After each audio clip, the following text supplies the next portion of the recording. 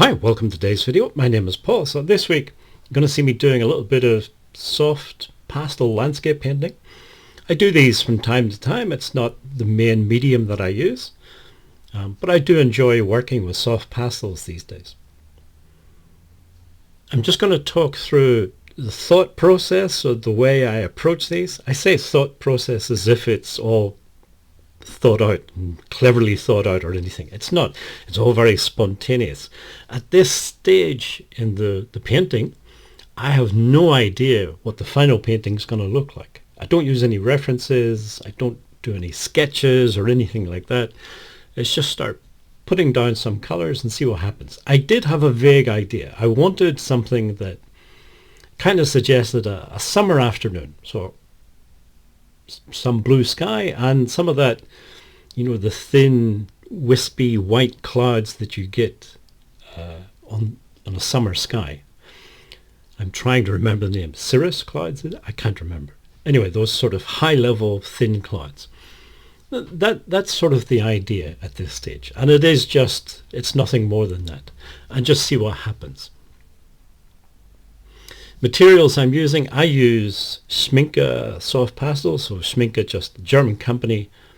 I like their soft pastels.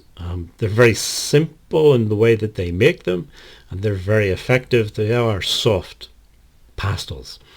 Sometimes you get soft pastels that are actually quite hard, but these ones are true soft pastels, and it does make a huge difference. You can be much more expressive, in my opinion, with the soft pastels than with hard pastels. Hard pastels are more for people who are doing very detailed work. And even then, I'm not sure that pastels may be the best medium for that sort of work. But anyway, some people like doing that. I'm not worried about little details. I'm just thinking about big shapes and general ideas. The paper, it's not a pastel paper, it's just a sketch paper. It's by Strathmore, and it's a grey toned paper. I prefer to use toned papers with soft pastels. I don't like the bright white papers. That's fine if I'm doing, say, charcoal or watercolor. Then the white paper is fantastic, and I like the contrast. But with the soft pastels, for some reason, I prefer a toned paper. It's just me. So anyway, back to this painting. It's not really a thought process because it's all very spontaneous. Painting and drawing to me is almost like a sort of meditation. I don't try to think about stuff too much. It's more just about feelings, general ideas and big shapes, that sort of thing. It's all a bit amorphous, a bit vague. But I usually start with the sky and work down the paper, and that's mainly for practical reasons. Soft pastel, of course, is a dry medium. It's just powder. It's coloured powder sitting on top of the paper, the surface of the paper.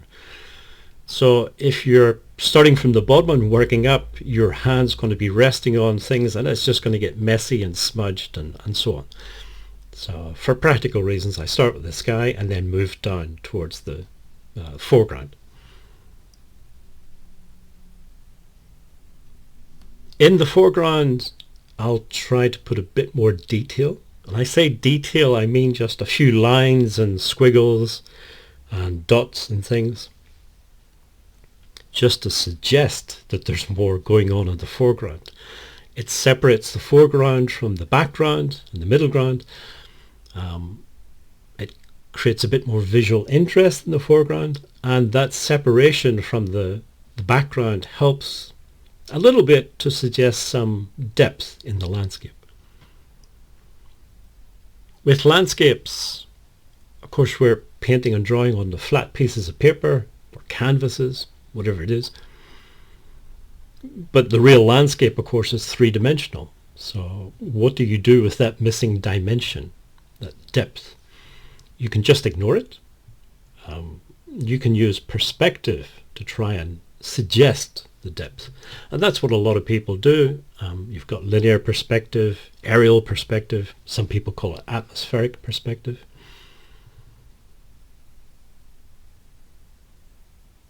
Or, I say, you can just ignore it.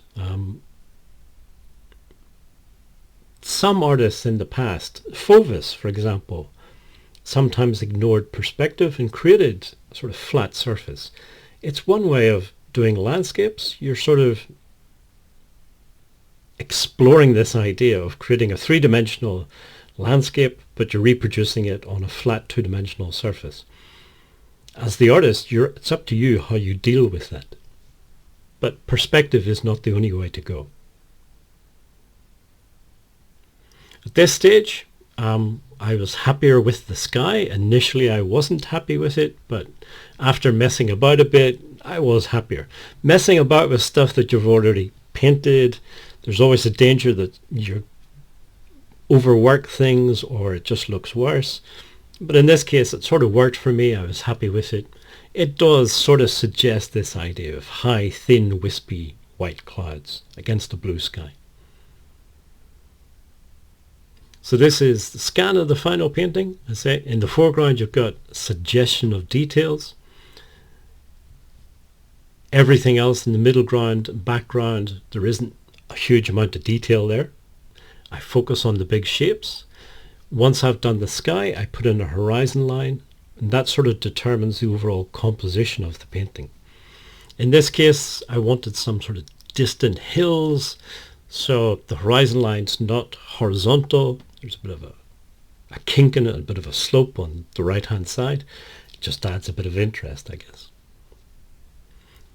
Maybe the last thing I would say is I'm trying to go for a summer afternoon landscape. So I want something that's quite quiet and harmonious.